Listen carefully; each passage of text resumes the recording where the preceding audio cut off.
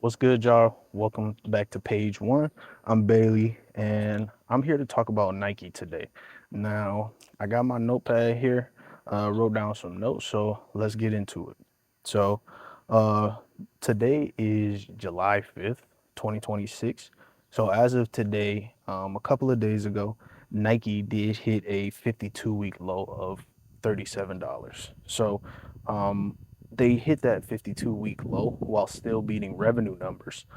So revenue estimates came in were 10.86 billion. They actually beat that 10.97 billion. But the stock price continued to fall because of their market share in China is decreasing. Their revenue in China is decreasing.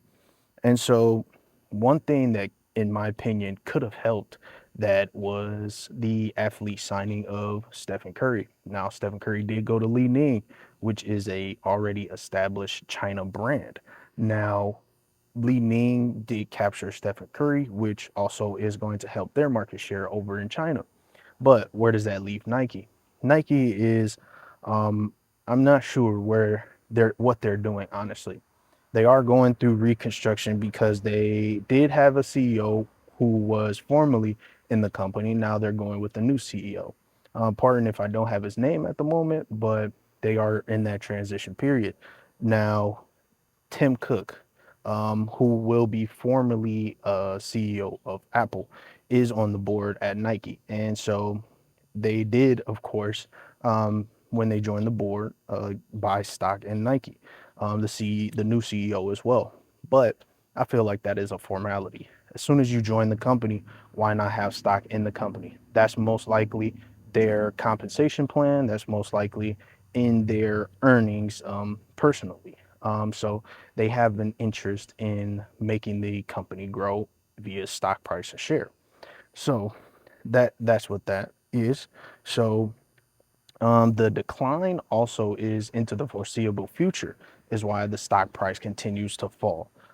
So into 2027, they plan on seeing a dramatic decrease from China sales and China market share overall because Nike is no longer the dominant brand with their sub brands up under them. So we have the decline in the market share, at least for the US. So you got New Balance, On Footwear, Adidas, you got Vans, Asics, and Solomon, and a whole bunch of other brands that have slowly eaten up Nike's market share. Whether it be for trail, which the ACG brand was the primary driver of a lot of people wearing trail gear. So you have Solomon footwear that takes away that market. Then you have they used to only compete with like Patagonia, maybe North Face, but that market share is being eaten up by a lot of other brands. Also running, athleisure, Lululemon. You got a whole bunch of other brands that's taking that market share from that athleisure wear. So that's what that is. And then their recent brand moves with Converse. Converse recently had Shea Gilgeous-Alexander as one of their premier basketball athletes. Now, as of recent, after the Shea won, Shea Gilgeous-Alexander is going to move back to Nike as a Nike brand athlete. So whether that means Nike is looking to liquidate Converse to get cash on the books so that they can make some other moves, or they'll try to eat up more of the lifestyle market share with Converse to try to push out New Balance and other brands that have been dominating the lifestyle shoe wear market. So that's where that is. Really, also Jordan Brand. Jordan Brand has seen a tremendous decline. I'm 27 years old myself, and the Jordan brand is not what it used to be.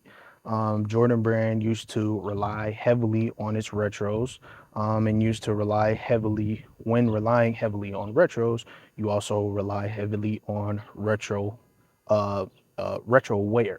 When you call the nylon jackets, nylon pants, what we call swishy pants, it makes that, it gives it that retro feel. And so with Jordan Brand pretty much on the decline, which was pretty much Nike's biggest driver of, I think, revenue, style, and culture, I think Nike is in a world of trouble now. I think Nike can fix it. I think presently being going from $37 June 30th to right about now being back at around $44 of this video. I think Nike can make a turnaround because I think they've hit a bottom. I think that once they start to figure out the tariff situation, which they already got money back, which did bring their share prices up a little bit, bring a little bit more confidence, but there are still stock market downgrades on the Nike stock. As of recent, going from an $80 stock price target to 49. That's a huge downgrade. That's a really big downgrade. So I think that Nike is in a place where right now it deserves to be because they got too comfortable, in my opinion. Re-releasing retro Jordans that have been re-released 5, 6 times over, no innovation, no new ideas. I think is really hurting them right now. And those little sister, little brother brands that have a lot of lifestyle and culture and go into the communities where the real designers are, like Adidas, like a Asics, like a New Balance, that are giving actual creators the room to create and bring in that culture that is needed. Nike has simply blocked out. So I think that Nike is going to be on a turnaround, and I think that one, Tim Cook being on the board will help because I think he'll bring his version of, um, in a way, uh, the subscription model. Um, they'll find a way. They'll find a way to do it. Bring in revenue profits and get back some of that revenue market share. I think that at this moment they might have to purchase something. They might have to make a big move to take some of that market share back because it's going to be a hard road to try to earn it back. So you might have to purchase it back so that then they can bring in the culture. Recently, Jordan Brand did announce with Union Los Angeles, they are doing a creator program where some of the top creators are going to go in a room and start designing on a blank canvas of whatever Jordans they decide to draw on. So I think that's a good start in the right direction. So this is not investment advice, of course, but I will be looking at Nike to try to get in on the lowest of lows and a long-term hold. This won't be a quick jump up, but this will be a long-term road to more success needed.